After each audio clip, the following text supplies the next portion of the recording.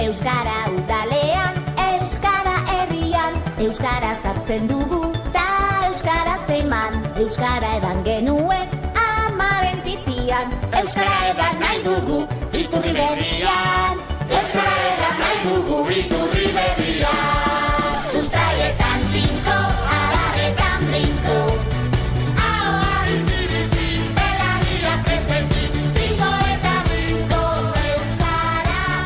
Ahoa bizi-bizi, belarria presenti, tinko eta brinko euskara.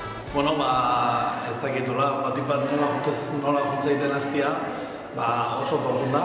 Batez ere, adiez, aurreko asteburun tutera, txanda aldatuta tutera junginan, asteburun pasa rigorako saskik betetzea, da jendeak lasarteko txapak junginan, eta jendea galdezka da zer da hori, ezagiz, eta kontatu genien lasarten nola iniziatiba hori euskara maratu jaiteko laburtean behin, asko gustatu zaien, esplikatu genien zein dan lasarten gaur egun da honegoera euskararekiko. Eta hola oso ondo, harritu nagoena izan da, nire adineko jendea o gaztiak, erdera gutxian bizilanak nola gure gana eta batez ere behaien artean entzun izan ditugu pintxokoten o aurrekoan parrandan o euskara ez baien artean da hori oso pozgarria da, eta batez ere herria ikustea txapakin egunero arropa aldatuz eta txapak jarri eta oso polita izan da. Eta urtero ingo nuke hola oso ze, urtero lau urte ez behin lakoa, baina oso ondo da. Hartu dugu ahoizeko txapa eta aste honetan espero dut hizkuntza ohitura batzuk aldatzea. Lehenengo hitza euskaraz esaten saiatzen naiz. Beti ez ezagunekin eta baina nire erronka etxe barruan dago. Alabekin euskaraz aritzen naiz, baina senarra lermen maila txikiago daka eta erronka hori utzi nahi diot eta pixka bat aldatzen ditugu ohitura horiek.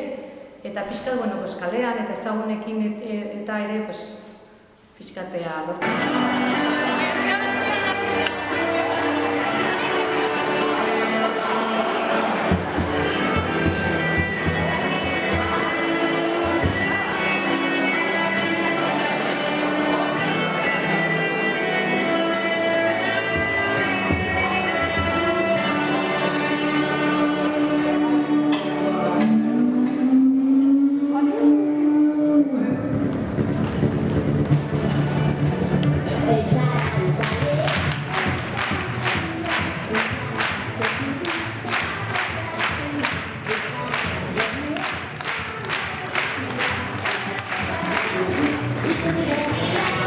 Euskara